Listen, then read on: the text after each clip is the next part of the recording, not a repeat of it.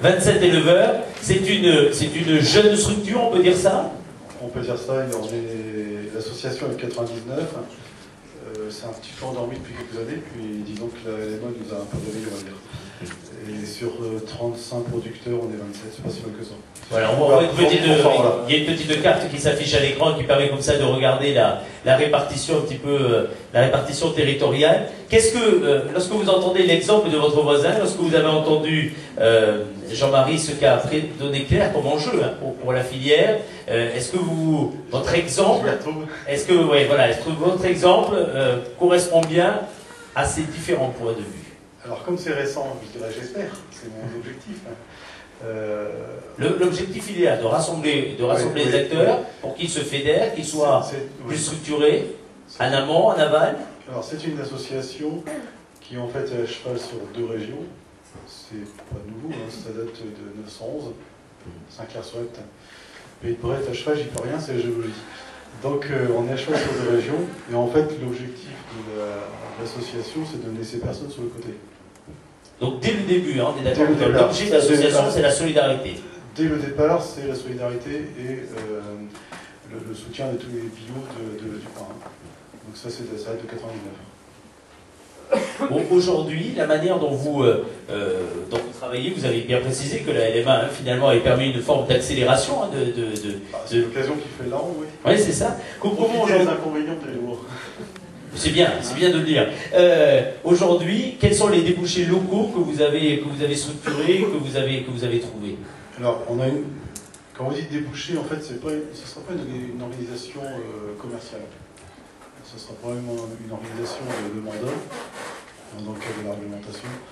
C'est-à-dire qu'en fait, on n'a pas vocation à acheter le lait et à le revendre.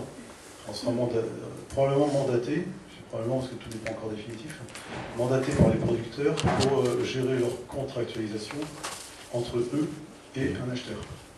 Donc ma logique, c'est de dire il existe des transformateurs, ils sont là, c'est l'économie qui parle, hein, et c'est de faire le rapprochement entre chacun de telle manière que tout le monde soit gagnant. C'est-à-dire qu'un producteur à 200 km ne soit pas ramassé par la laiterie actuelle, mais par l'autre laiterie qui est plus proche.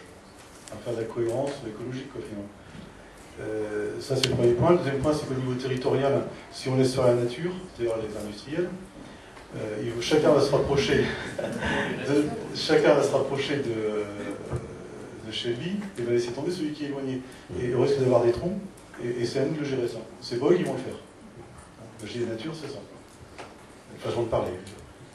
C'est pas eux qui vont le faire, c'est évident qu'ils ne vont pas se gêner pour laisser tomber ceux qui sont au milieu. Donc notre objectif, c'est de ne pas laisser tomber ceux qui sont au milieu. Vous avez l'impression qu'à côté de vos échanges entre vous, dans votre structure, il y a nécessité, comme le disait Claire, d'essayer de se structurer, de s'organiser pour avoir une réponse un peu plus globale et prendre à bras le corps les problématiques de la filière? Ça, c'est un peu plus compliqué que ça. Si on laisse faire les gens, ils sont toujours un peu perso quand même. Donc il faut à la fois pousser, tirer, motiver, écouter. C'est pas si simple que ça. C'est vrai que si on les laisse faire, c'est évident, chacun voit pour sa pomme. Mais moi, ce que je vois personnellement, c'est que si chacun voit pour sa pomme, à la fin, c'est la laiterie qui dit qu'on n'est plus assez nombreux, les gars, et nous, on va en Bretagne.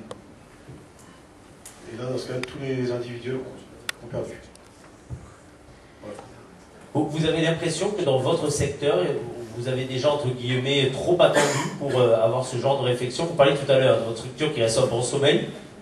Qui reste en sommeil 4 ans, oui. 4 ans. Est-ce que vous avez l'impression que vous vous préoccupez maintenant de questions que peut-être vous auriez dû envisager déjà un petit peu avant et anticiper ou pas? Est-ce que vous pensez que finalement maintenant, dans le contexte, ça qu'a rappelé Claire, hein, en totale mutation, totale transformation, c'est le bon moment pour essayer de partir vers d'autres bases? C'est le bon moment, c'était pas évident.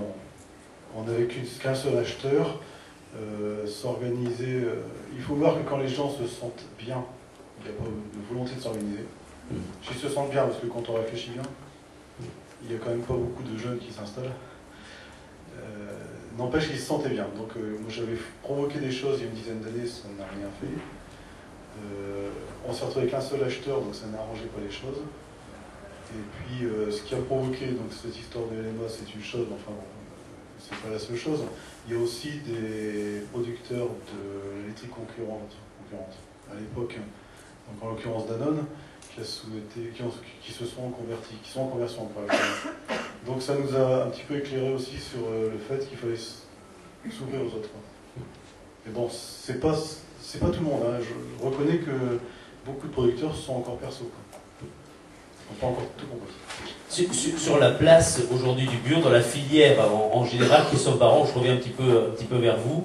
Vous pensez qu'il faut être plus présent, peser davantage dans la filière au niveau bio? Quand vous dites peser, c'est à la fois vous en tant que producteur. Vous en tant que producteur, oui. Ah ben, je pense oui. Enfin, je serais tenté de dire même bio ou pas bio. L'intérêt et l'enjeu du moment, c'est vraiment que les producteurs se structurent. Mais je trouve qu'on a la chance en agriculture biologique de rester quand même sur des filières qui sont en cours de construction, de structuration. Numériquement, on n'est pas encore full, on n'a pas des grosses machines devant nous et on a cette chance historique de pouvoir créer des choses un peu innovantes qui rejoignent peut-être les termes que vous utilisiez en termes de créativité. Et je pense que c'est maintenant qu'il faut le faire. Si on ne le fait pas là, dans les 4-5 ans qui viennent, je pense que l'agriculture biologique elle est promise à un développement qui va continuer. Et c'est le moment, c'est maintenant qu'il faut jouer ça.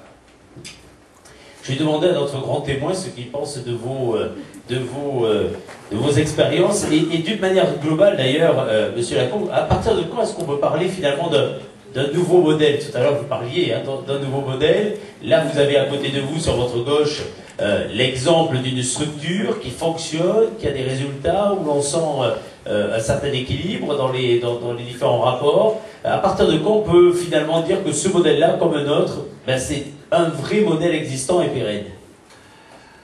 Oui, alors cette question, je l'avais gardée pour la fin. Mais gardez-la un peu pour la fin, mais non, déjà par rapport à ces exemples, qu'est-ce que vous... Je ne peux pas la fuir, parce que c'est une question très importante.